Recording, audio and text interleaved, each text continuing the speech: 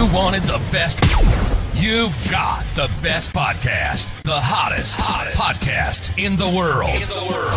The Chris Voss Show, the preeminent podcast with guests so smart you may experience serious brain bleed. The CEOs, authors, thought leaders, visionaries, and motivators. Get ready. Strap yourself in. Keep your hands, arms, and legs inside the vehicle at all times, because you're about to go on a monster education roller coaster with your brain. Now, here's your host, Chris Voss. Here's your host, Chris Voss. Welcome, one and all, to the big tent show in the internet sky, the Chris Voss Show, the ChrisVossShow.com. I just have to do that. It just makes everyone so happy. We're looking forward to CES Show, the CES Show 2023. Oh, my God, people, it's right around the corner.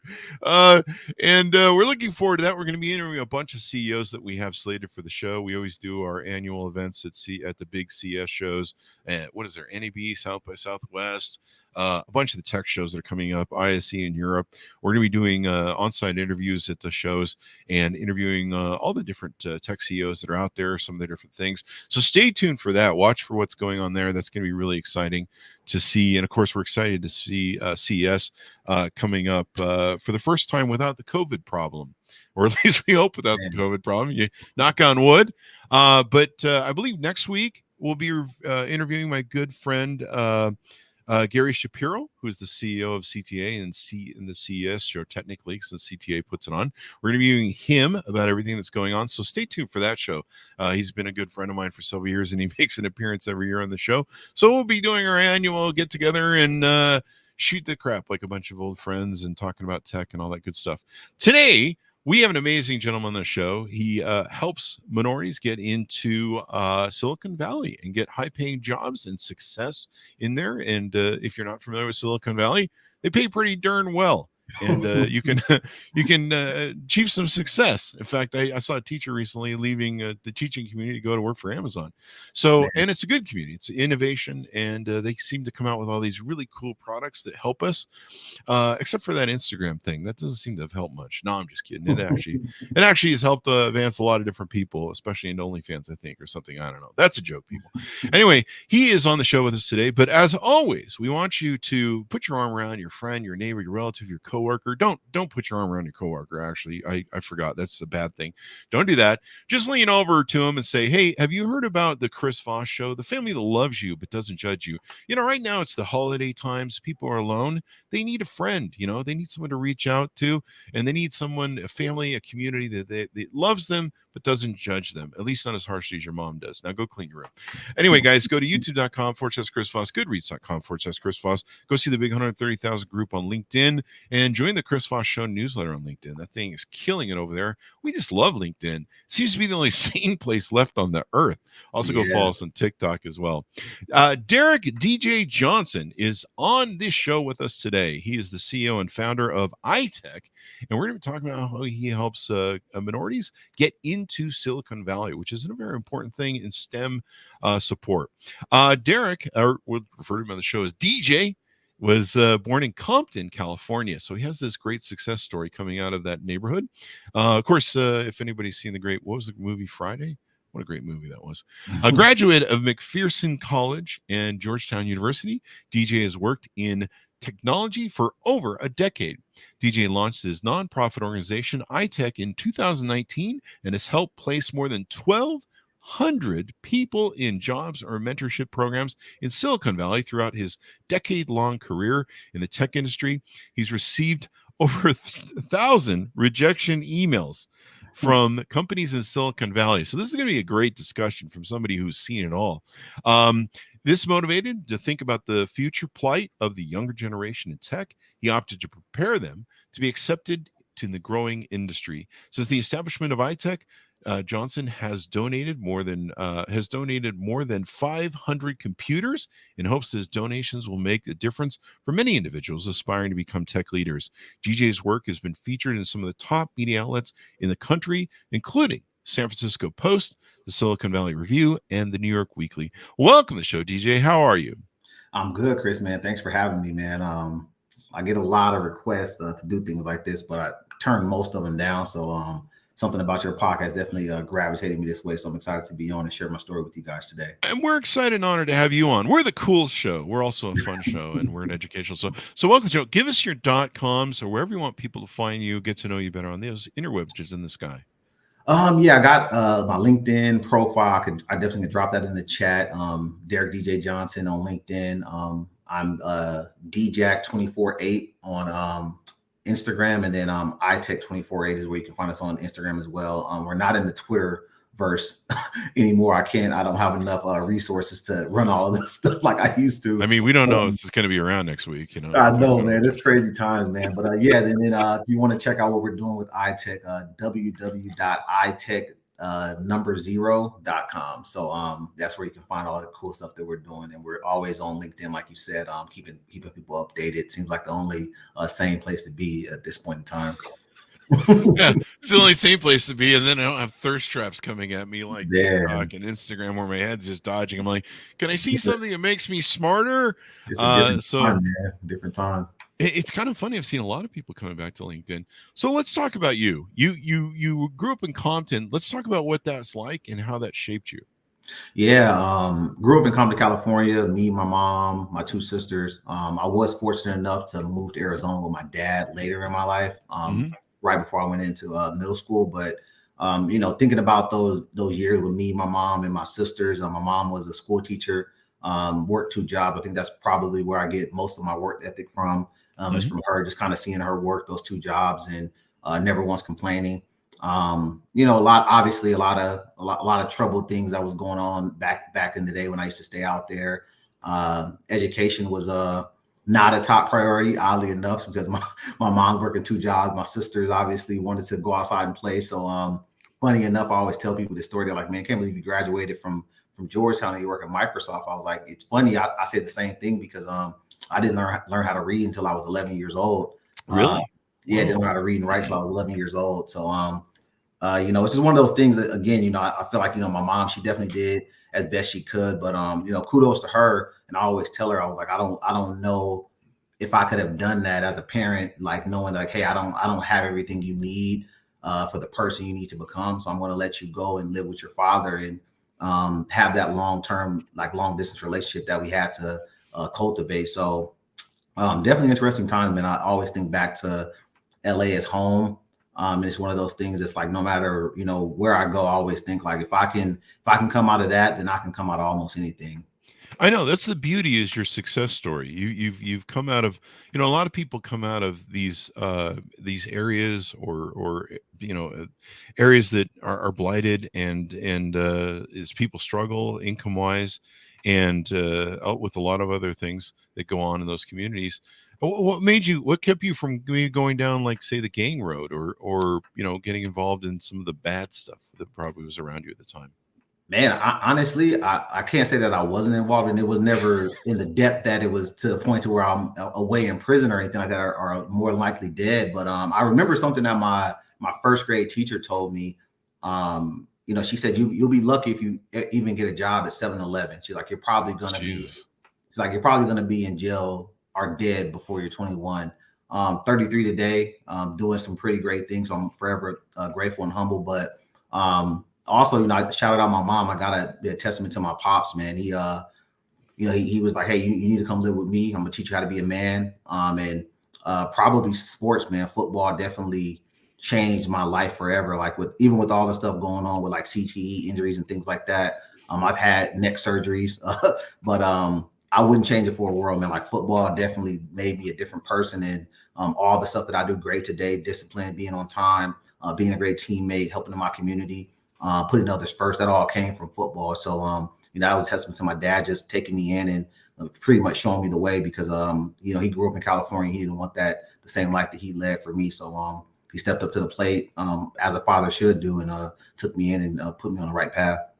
The odds, what your teacher spoke to, the odds of coming out of these communities that are marginalized is hard. We had the Fire Is Upon Us author Nicholas Picola on the show, and we were talking. And he wrote a famous book about James Baldwin and William F. Buckley, that famous debate that just Baldwin just crushes him on the debate, if you've seen that. And he mentioned to me during the show something that really haunted me and stuck with me. He said, when I was growing up, I read it, like, I think it was 11 or 5, very early on in his childhood. He read that 1 out of 3, if 1 out of 3 males in a family, 1 out of 3 will end up in prison, just like guaranteed. And he goes, do you know what it's like to grow up thinking which one of the 3 of us is going to be? He had 3 brothers, or 2 brothers in him. So he was looking from a very early impressionable age, going, which one of us is going to prison? Is it me? Is it going to be one of his? And the numbers did bear out. One of his brothers ended up in prison and got involved with some bad stuff. So, but having to live with that perception is depressing. It can be depressing. I would be depressed over it, living with it, going, holy fuck, the odds are really fucking stacked against me. And then saying, someone telling you the best you can do is end up at 7-Eleven.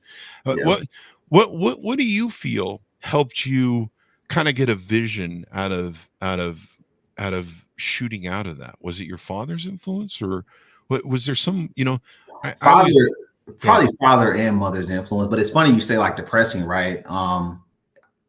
There's a quote, and I want to make sure I give the person the right credit. I want to think it was Fred Taylor, but he said exposure leads to expansion, right?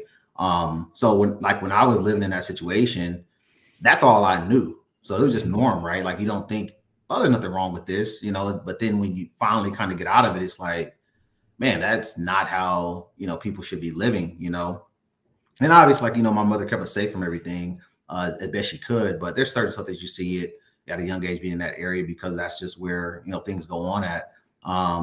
But yeah, I mean, I think, like, obviously, like my dad, man, I mean, I remember when I first moved with him, it was definitely a culture shock. And it's like funny because it's, for the longest time, I was like, man, my dad, he must hate me, man. Like, because I'm cutting the grass, I'm mopping floors, I'm cleaning up. And it's like, why do I have to do everything this way? And like, why does it have to be done at, 6, 7 a.m. on a weekend? Like, you know what I mean? It's like, why? Like, what is the point of all this?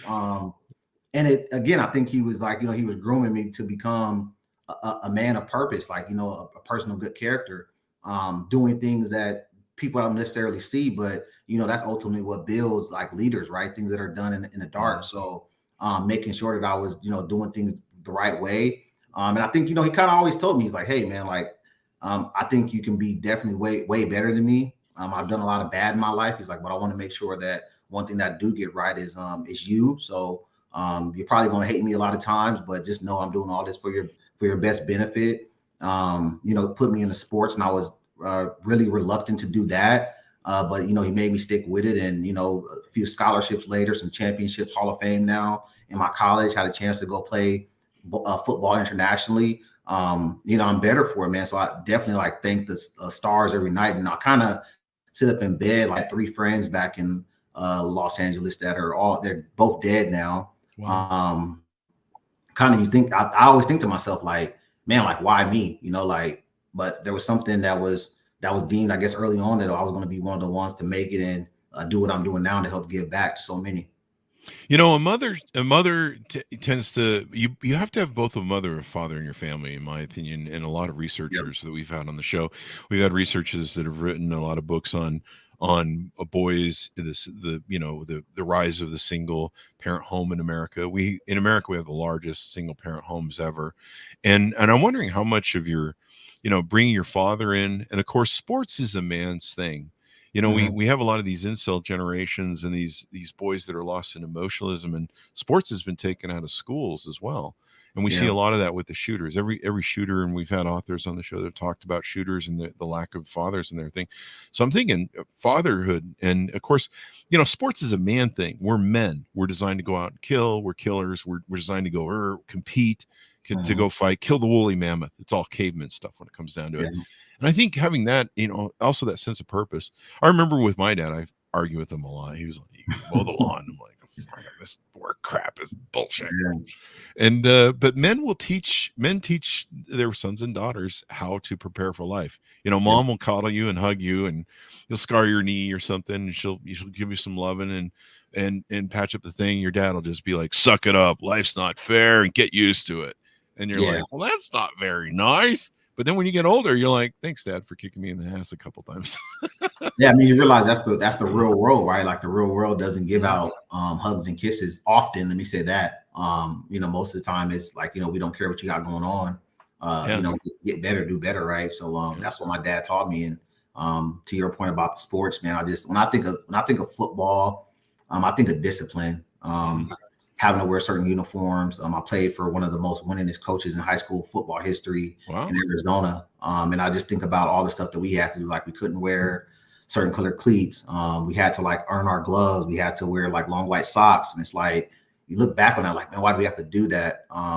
But it's all needed, right? To today's society. Like there's certain things you can and can't do. And if you try to go against the grain too much, you know, you end up getting in trouble. And I've seen a lot of people, oddly enough, they couldn't become disciplined in football and not disciplined in life, and the results show. So how'd you work your way into Silicon Valley? Interesting story, man. So came back home from playing football over in Germany. Was thinking I was gonna, you know, end up being in the NFL. Didn't work out. So kind of always knew I wanted to get into sales. Didn't really know much about tech sales at the time. Luckily, one of my friends who was working in tech sales had told me about this job. It was literally 40 cold calls a day with another like 60 leads that kind of had came in that were considered qualified leads. So looking at like 100 calls a day for 8 hours a day, 5 to 7 days a week, 5 to 6 days a week. That was like my first gig. So I got that job selling computer certifications for University of Phoenix.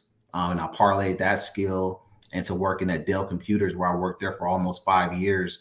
Took a break for a little bit, then jumped back into Silicon Valley right around 2019. That's when I came back in. But definitely was one of those things where I think I was fortunate enough because I went to school for business. I literally just Googled search one day. I said, what's the best highest paying sales careers? And I think pharmaceutical sales popped up. And then tech sales was the second one. But only reason I didn't do pharmaceutical sales is most of those guys have to go into operating rooms to test out products, and I didn't want to do it on their blood. I'm the same way, man. You give me too much blood, even like a horror movie. And Like, you got to be around doctors all day, and it's like you got to be.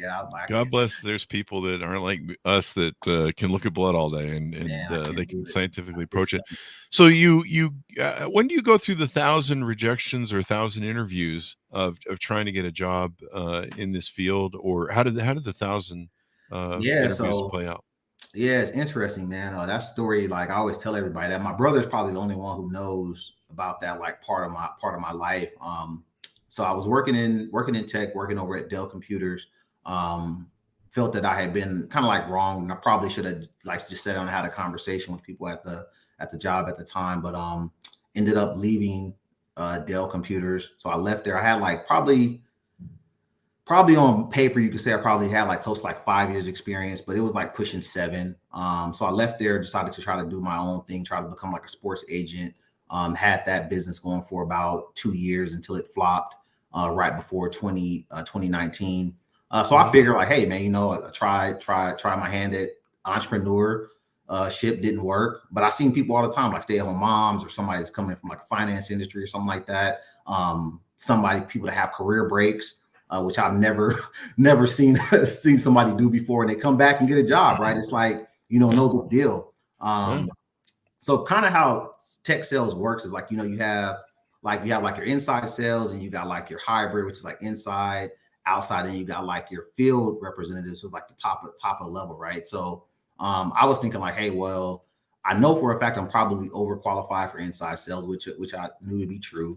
But then people kept telling me like, oh, well, you're not qualified enough to do hybrid, and you're definitely not qualified enough to be an outside sales rep. And I remember telling them, I'm like, hey, I'm more than willing to come back in and do inside sales. Like, you know, not a problem. Like, I feel like I'm definitely qualified. Had a lot of deals under my belt. Had a pretty good story. Had a good understanding of the tech industry. But yeah, I got rejected, man, like literally like 1,000 times. And to the point to where I had to, the only reason that I ended up getting back into Silicon Valley is a crazy story too. So I ended up taking a job at Apple. Apple has like these seasonal roles to where you can be they call them like Apple consultants, but they're pretty much just like, it's like glorified sales rep, right? Like you come in trying to buy a new Apple phone, all that kind of stuff, right? So I ended up taking an internship. I was 30 years old at the time, working with 19-year-olds. Chris, it was like the craziest thing. So like the old guy in the room, like they're talking about partying after work. I'm like, man, I gotta go home and go to sleep. I gotta go home and go to bed. That's where I'm at. And I was also like in my MBA program at the time too. So I'm like, I got homework to do, right? So oddly enough, man, like I ended up doing that for almost like a year. Actually probably like 7 months. Did that for 6-7 months. Was still kind of interviewing, ended up like bumping into somebody that was working at a company in Silicon Valley, gave me a business card, ended up getting a job with them. And I mean, luckily I was working that job at Apple, because if I was working that job at Apple and didn't want to like, go to the bottom of the industry, I probably wouldn't be sitting in this chair today, because like for some reason, like nobody was hiring me at all. Like it was the craziest thing ever. And everyone told me that, I would need a master's degree in order to get a role with them. And I already have my bachelor's plus, you could say 5 years experience, but no one would hire me. Wow. So did you experience a lot of what you feel discrimination as a minority? Because that's what you kind of helped do with your company. I don't even know if it was discrimination, more so if it was just I think that I always try to put myself in their shoes, right? I think they like, okay, well, obviously he understands the business. Is he truly dedicated? Is he gonna get an itch again to go back out and work on his own? So there's the investment kind of concern there, right, from their side. And I think the second piece, to be honest, I think they probably feel like, well, hey, if we do hire him, will he truly be happy in this role that he's clearly overqualified for? Wow. So I don't want to say like discrimination, but I think it was just one of those things where it's like, if I could go back and do it all over again, I would have done things differently. Because again, like now I know those hurdles that I had to overcome. And that's something that I always kind of talk to the people that I mentor about, is like, hey, let's kind of think about this long term, right? Let's not think about the next 24 hours. Let's think about the next 24 months, how this decision is going to affect you. And if you're okay with the consequences, then great. But last thing I want is for people to be having to sleep in their car, donate blood, donate plasma to get by, or, driving Postmates. I was like, there's no need for you to do that. I've already done that. So let's really get strategic with how we're going to approach this thing. There you go. So you spent 10 years in Silicon Valley. What's the proponent? You're working for these different companies. You work for Microsoft technically now. You do both. Yep. We'll talk about what that means. What gave you the proponent to want to start being a STEM advocate with your company, ITech? Yeah, it goes back to my job search and my journey, right? I remember like, going on these interviews and getting all those rejections. I mean, what's the saying? Insanity is doing the same thing over and over, expecting a different result. Yeah. So I'm like, maybe there's something I'm doing wrong, right? And I don't want to say like no one helped me, but the advice I got was very odd advice. Like I remember I met with one lady and she was like, well, maybe you shouldn't go by DJ. Maybe you should go by Darrick. Like maybe that's like turning recruiters off. And I'm like, I see people with AJ all the time. Or like, my initials is what's stopping people from hiring me. Got told to cut my hair. Like, hey, like, yeah, you might want to, cut your hair. Like it's, it's giving off, Freemason vibes. All kind of like just crazy, outrageous stuff. Or the worst of the ones where, you reach out to somebody, they read it and never respond. And oddly enough, they reach out a few years later. Oh, we want to work with your company to help. It's like, dude, I reached out to you 3 years ago and you didn't respond. Now you want me to help you because you see I'm in a position to do so. Like, things don't work that way. So for me, this is one of those things I was like, if I get in a position to help, I told my mother, I made a promise for her. I said, if I can get back in to technology and do it the right way, I said, I'm going to help as many people as I can, not ever have to go through what I went through, because it was a battle, man. And I think if I wasn't strong enough, I know a lot of people that probably would have broke for sure.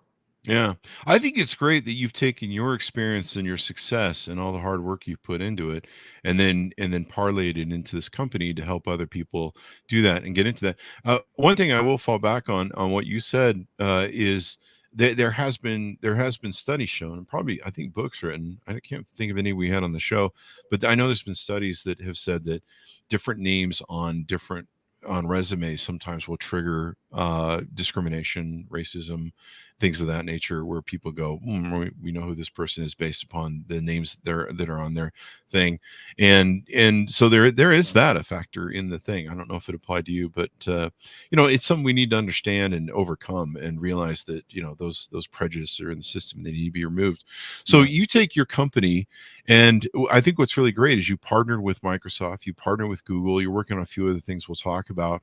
But what you're doing is you're creating a community, you're creating a way, an e-learning information registration base where you can help people get into Silicon Valley and get into these better jobs in Silicon Valley. Talk to us about that and give us a kind of an overview of what iTech is and how it works. Yeah, so something that I kind of noticed early, I guess like early on in my career, like coming back to the cloud, is most of the people that look like myself, like they might have had a bachelor's degree. Some were like going for their master's degree, but then they weren't really like certified, right? So just like a car technician, right? Like if they're working on a car, you want to make sure that they're actually certified to do the work, regardless if they're in the industry or not. So I kind of noticed, I was like, well, man, like if they're going for these certifications and it's really important, and that's something that you need to bring into the space, I was like, how cool would it be if I just like partner up with some of these companies to help people get certified on their product, right? So it kind of kills two birds with one stone. One, it kills I'm not technically ready, or I'm not technical enough. But then the second piece was like, it was actually helping, like, hey, well, I got a pipeline of minorities that they want to get into technology, but they know nothing about Google Cloud. They know nothing about Azure. They know nothing about AWS Cloud. So or Amazon Web Services. So it was kind of like partnering with those companies to get creative around like, hey, how do I help you solve your diversity problem? But along with like pretty much introducing people that were looking to get into tech that weren't necessarily programmers or engineers to get into some of those non-traditional tech roles, whether it be a project manager, like myself, tech sales, maybe business operations. All that stuff is needed, but when you have that certification, it kind of mitigates any of that concern around, well, are they actually interested? Because those certs take you anywhere between a month, maybe 2 months to actually get and to actually retain that information. To be able to speak to it is really important. So that's kind of how iTech was ultimately formed. That's awesome. So, to me, that makes sense, because if you're trained on that particular product's thing, people can go, oh, well, they know us. They know how our stuff works. Yep. On your website, it says e-learning information, and then a note here about 200 plus games. Tell us about that. Yeah, so got approached by a teacher. She saw what I was doing, and she asked me, she said, hey, like, some of my kids, obviously the inner city, she's like, they only have access to the computer here at school. She was like, I don't know if you ever thought about, having a part of your organization that solely focuses on early STEM development. And that's how the e-learning game platform kind of came about. So started to donate computers. One of my people that I work with was like, man, how cool would it be if you could literally have it to where every time you give away a computer, you're also introducing them to, coding and learning at an early age. So sat down with a few developers, talked with some people over at Roblox, Minecraft, Angry Birds. And I was like, hey, like, what would this even look like if you wanted to, embed gaming with coding? Like, is that something that can be done? Ended up securing the licenses and literally built a platform that runs on the cloud that kids can access the platform and learn how to game all from ages 8 all the way up to age 17 is what the platform is actually marketed and tailored for. So as they start at the beginning phases, they can literally migrate through the entire platform throughout their entire youth, pretty much career, and develop skills needed to either go into computer science or just to get exposed to technology, to say like, hey, this might be something I want to do. Maybe I want to build a game one day, and I'll have that knowledge base to do so because of the platform that we built out. The one thing I learned in my community or my companies is there is no one person who has all the great ideas. Because as a CEO, I tapped out early on. I didn't actually, but no, our rule around the offices were the only, whoever's got a good idea, throw it forth. We're open to listening. We don't discourage bad ideas, but there's so many brilliant people that can come from so many different ways, and you never know. And sometimes they come out of communities that are marginalized and everything else. The CEO of Google grew up, was born, raised, growing up on a dirt floor, sleeping on a dirt floor in India. Steve Jobs was the son of an immigrant from Syria, I believe, if I recall rightly.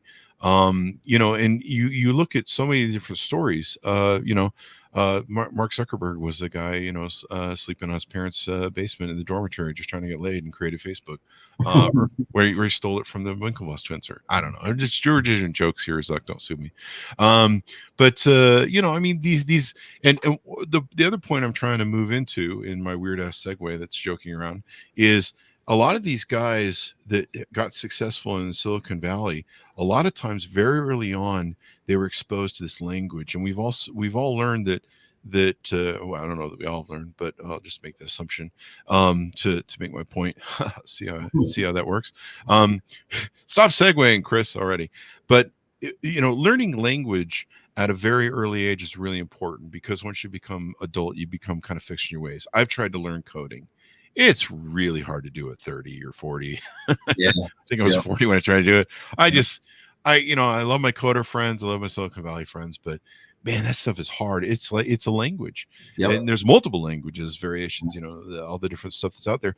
But they found that the best time to learn this, to teach this sort of language for coding, is at a very early age. And I was exposed to the Commodore 64. That's how old I am. And we would type in these codes that we get from magazine and try, we type in the word for word coding they give us and try and make the games work. And you're right, that gaming, playing games when you're young, because you like to have fun, but you're also like, hey, why does this work? And how does it work? And so capturing, like you say, those people at that young age, that's very impressionable, where they can learn coding and they can is a great conduit for Silicon Valley to tap into.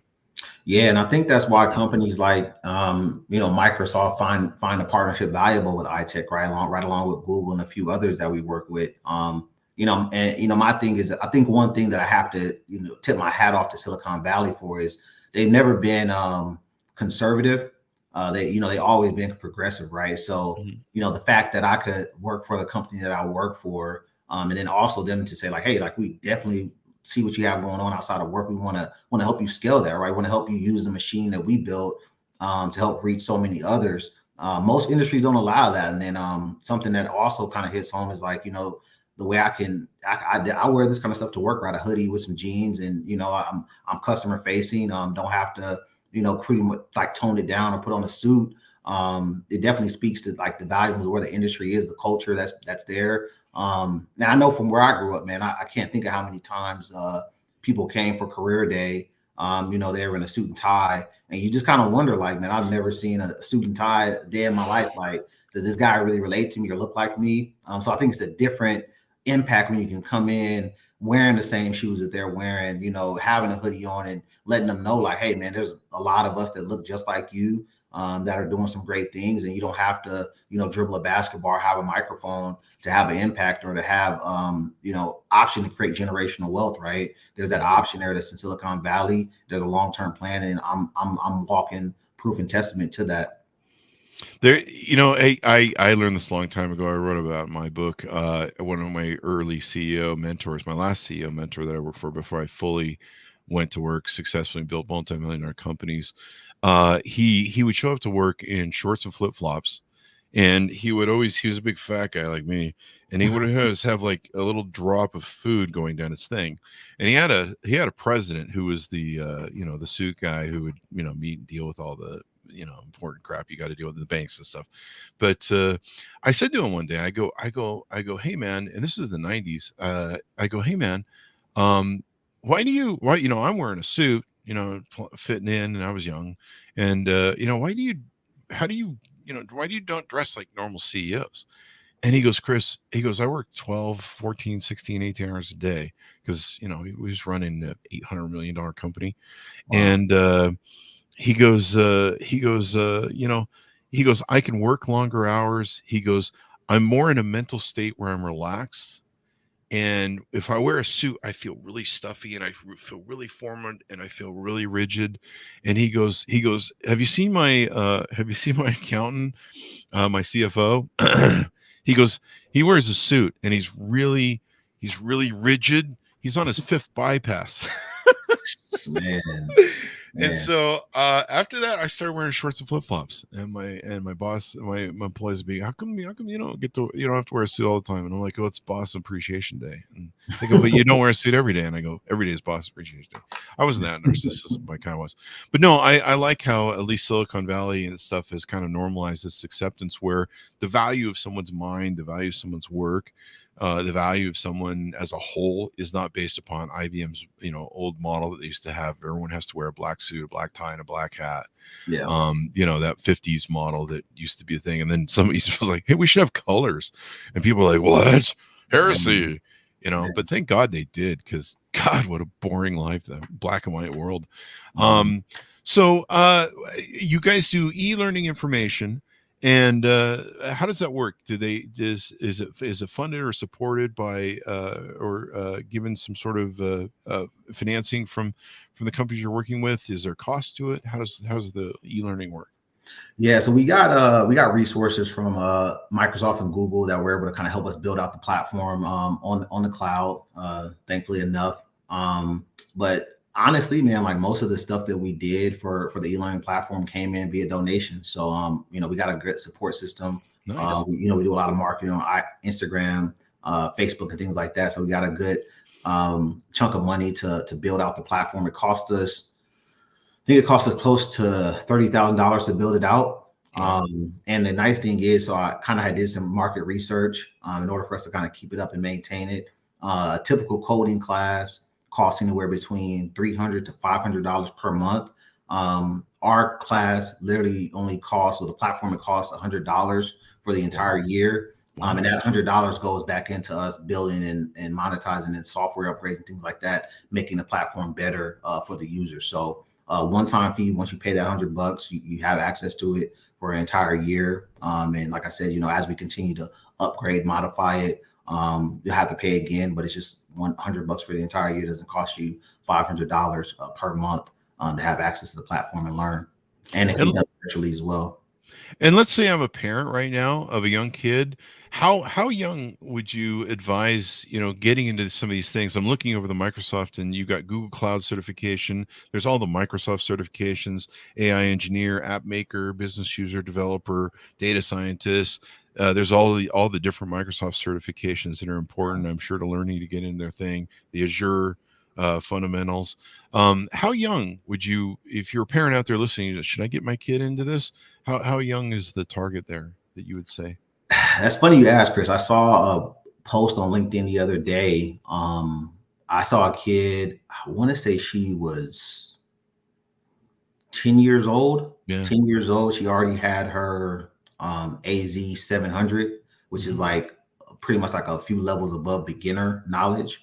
He was 10 years old. So I think it's just one of those things. Obviously, I always tell parents, like, the earlier you can start them, the better. Obviously, you don't have to get them certified in Azure because it's going to change.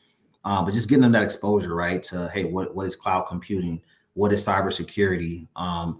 They watch Netflix. Hey, mom, how is Coco Melon on the screen right now? We don't have a DVD of it, right? So just breaking it down, explaining it to them that way. But I got my nephew. He just turned 5 years old.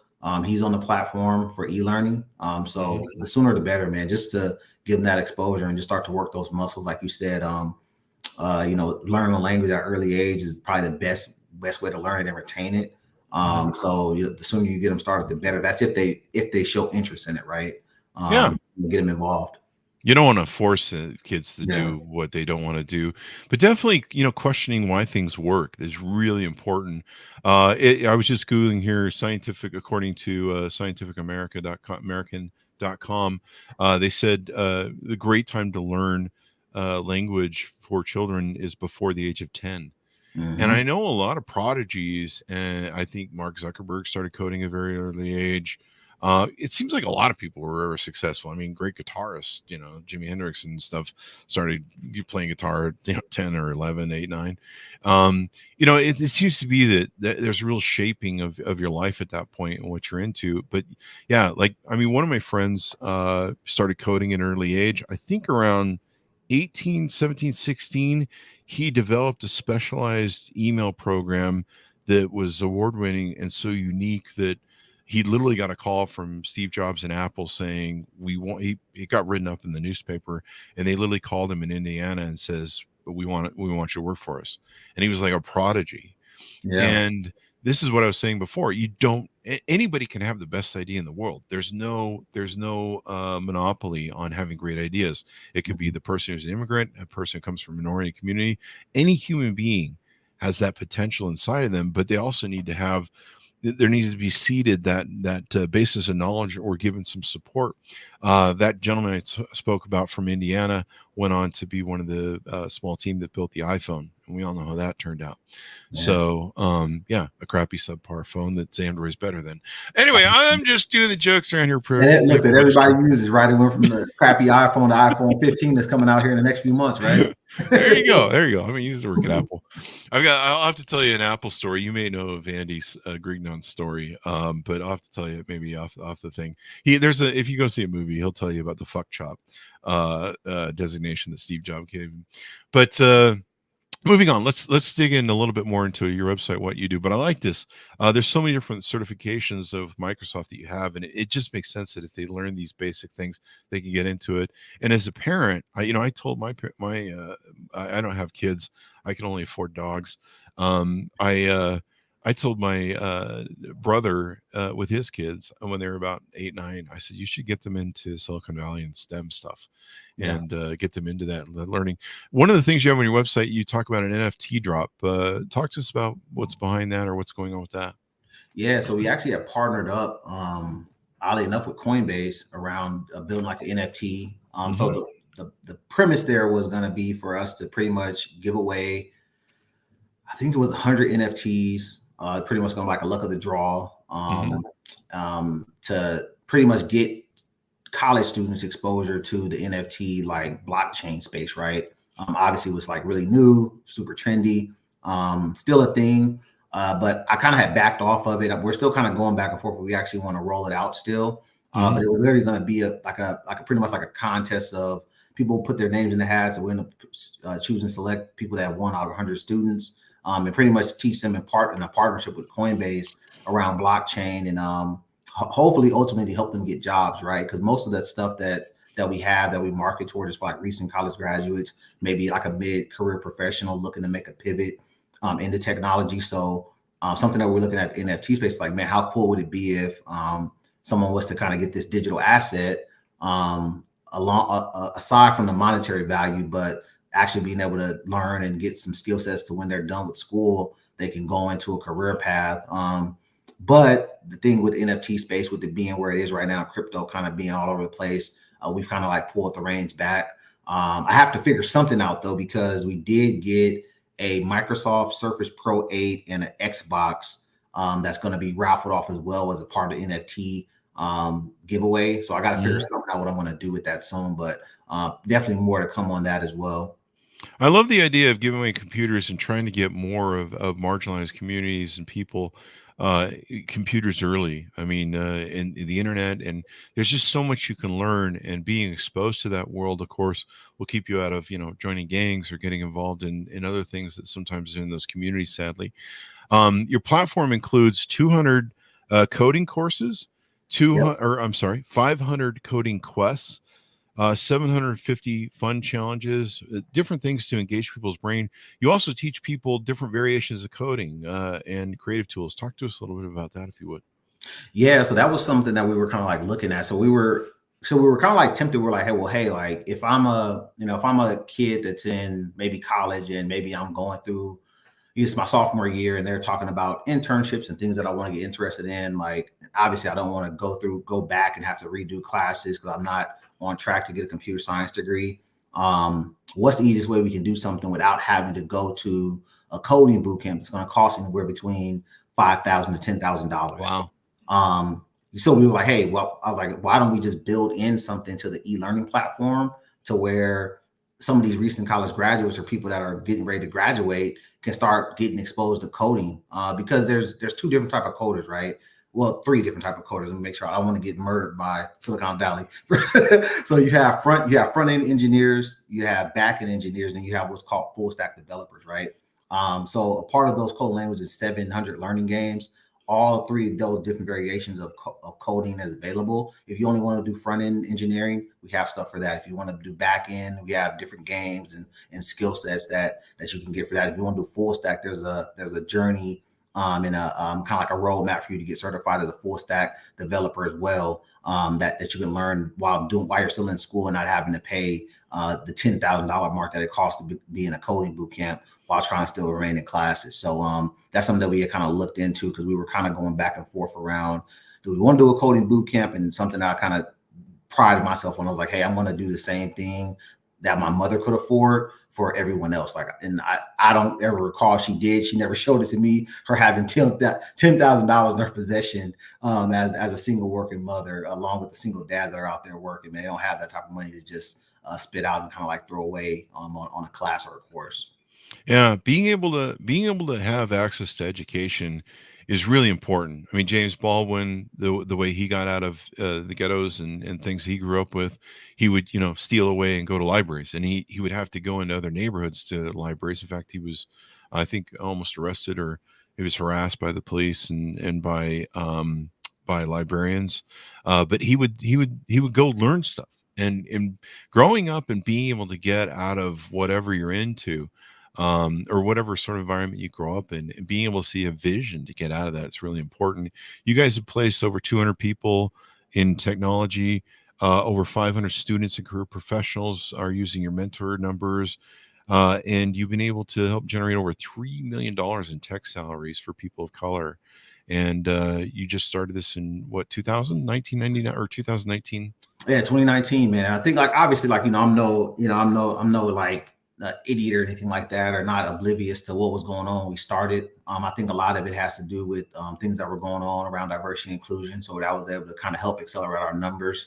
But something I'm proud of is, like, I think I had checked before I jumped on the call today. I think our numbers for salaries is upwards of, I think it's $5 million to date, along with an additional 300 jobs that we're able to place. So we're right around like 1,500 people that we've been able to place with jobs in technology, right? And I think the biggest thing I think about is just the long-term benefits. Start talking about stock options, the amount of financial gain you can make, and then the network, right? So I'm definitely proud to say, like, we're definitely a part of the solution and not the problem, with just helping bringing the tools and resources to people. Because, like you said, opportunities most times just come from, hey, what access do I have to information, and what I'm actually going to do with it at that point. So we've been able to be a beacon of hope for some of the people that probably feel like this wasn't a path for them 2 years ago. There you go. And you're partnering with Microsoft, Google, TechSoup, and Boost, I guess. And then, do you want to talk about what we were talking about in the green room about another company, or some other companies you got in the works? Yeah. So fingers crossed, man. We're working with Amazon Web Services right now to potentially So I'm an athlete, so I always got a game plan, right?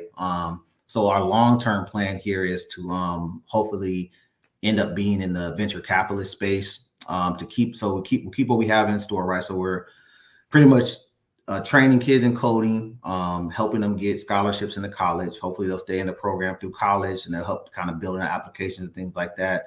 And ultimately, when they come out of school, instead of having to go into a incubator that they might not be able to afford, or internship, they can pretty much come into our company and help us build out hopefully the next Facebook or Twitter or Uber or something like that.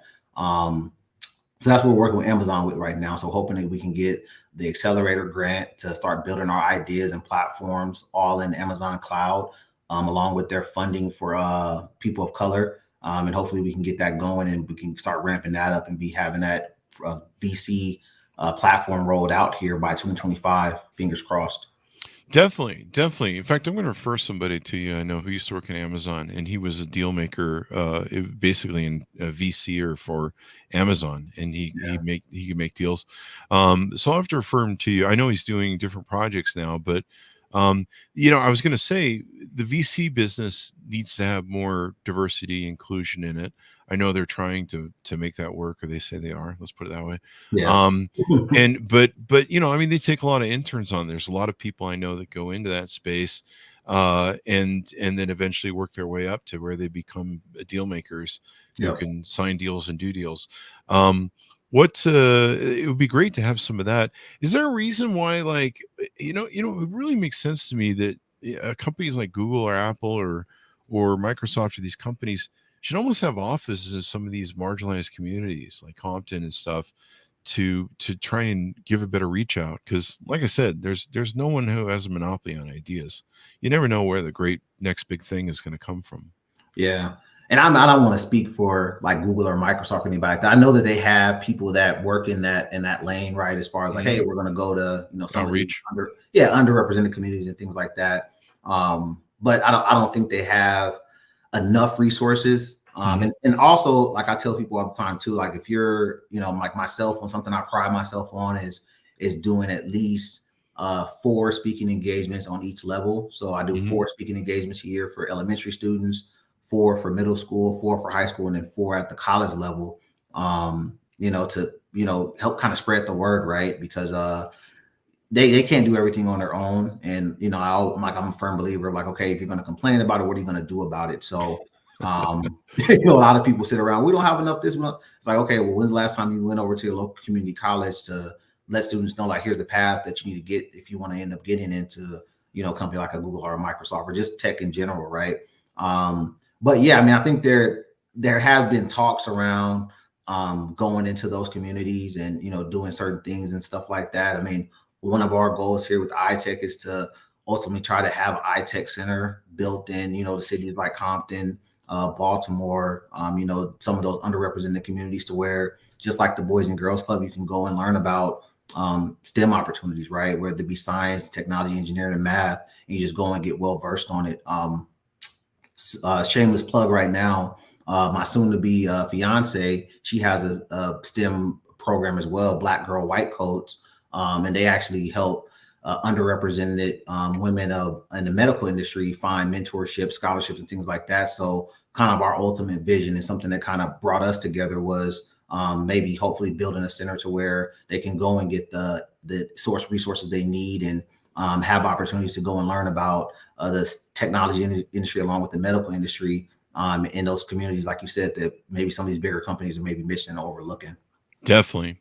You never know where the next big idea is going to come from. I mean, you think about if we had some sort of conservative, immigrant policy that would have blocked Steve Jobs' father from coming into the country. Crazy. And so many great people. I mean, even with what we've seen recently with Twitter, this is a big time where some of the greatest ideas come out of the biggest recessions. The 2008 recession, we saw basically social media was created out of there. Yeah. And even like, VCs right now are ramping up going, we know what happens, even when all these people are getting laid off, you see people that have gotten laid off from Twitter. One of those guys, probably, I don't know. You can't ever, Twitter, you never know. Between Twitter, Snapchat, there's another social media platform that had laid off some people. Between those 3 platforms alone, like somebody out of there is going to come out with the next big thing, idea. right? Yeah. Crazy idea. And you just never know. And we're 10 years in. It seems like about every 10 years, I think there's some science to this or something from Stanford or Berkeley, but about every 10 years, there's kind of the whole new thing that comes out. And so we're definitely needing for it, especially, so we'll see what happens with Elon Musk and Twitter. Those of you who are watching. But what makes me excited, especially about like what we're doing, right? Is I think about all those guys, like, you talked about the guy that helped Steve Jobs come up with his idea. Think about people that helped build Twitter. They all had that platform and that runway to make mistakes, right? Like I feel like there's a different type of like knowledge you obtain when you're working with some of these bigger organizations.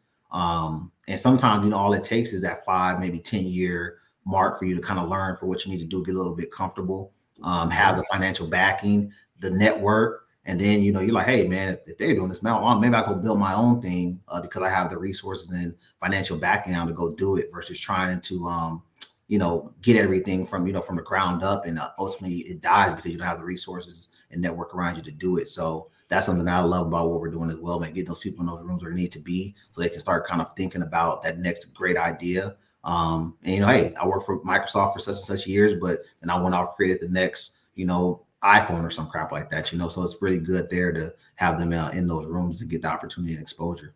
You just never know. No one's got a monopoly on ideas, but the person who comes up with the next big thing, or it doesn't even have to be the next big thing. It can be one of the next big things, can change the world. I mean, you look at the impact that something can have, and it can be so huge, and no one has a monopoly on ideas. I learned that a long time ago because I ran out of them a long time ago.